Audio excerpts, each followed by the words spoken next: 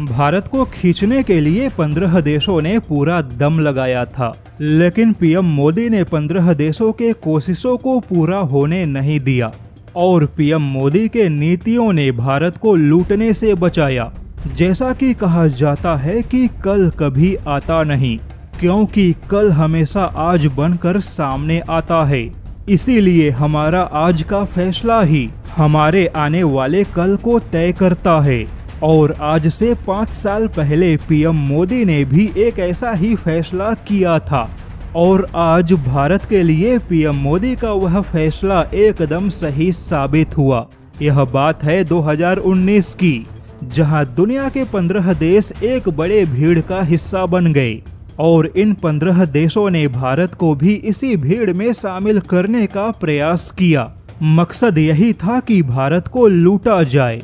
हालांकि पीएम मोदी के चालाकी से भारत तो बच गया, लेकिन 3 या 4 देशों की चालाकी से 10-12 देश खुद को बचा नहीं पाए।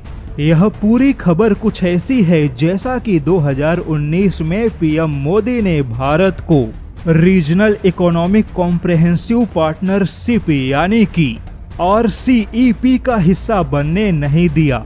अगर सीधे सीधे समझा जाए तो RCEP भारत को मिलाकर 16 देशों का एक प्रकार का मुक्त व्यापार समझौता था, जिसमें 10 आसियान देशों के अलावा भारत को छोड़ 5 अन्य व्यापारिक भागीदार देश भी शामिल हुए।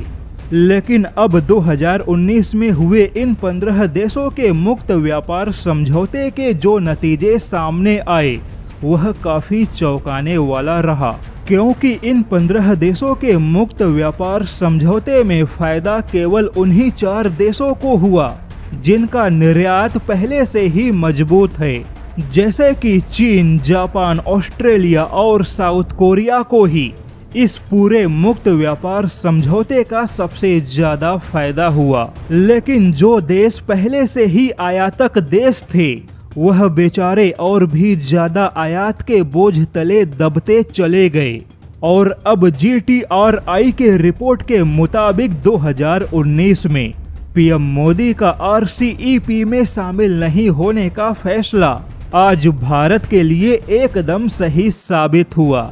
और आज पीएम मोदी के ऐसे फैसले की प्रशंसा हो रही है, क्योंकि अगर 2019 में भारत इस प्रकार के मुक्त व्यापार समझौते का हिस्सा बन जाता तो ऐसे में चीन, जापान, ऑस्ट्रेलिया और साउथ कोरिया जैसे देश भारत के खुले बाजार का जमकर फायदा उठाते, क्योंकि यह देश पहले से ही विनिर्माण और उत्पादन के क्षेत्र में काफी मजबूत है। ऐसे में भारत के व्यापार घाटे में 400% के रफ्तार से वृद्धि होती, क्योंकि चीन, जापान, साउथ कोरिया की उत्पादन क्षमता मजबूत है। ऐसे में मुक्त व्यापार समझौते का फायदा उठाकर यह देश भारत के बाजारों में अपने सामानों की बाढ़ ला देते, जो भारत के उभरते और मजबूत होते निर्माण क्षमता को दबा देता।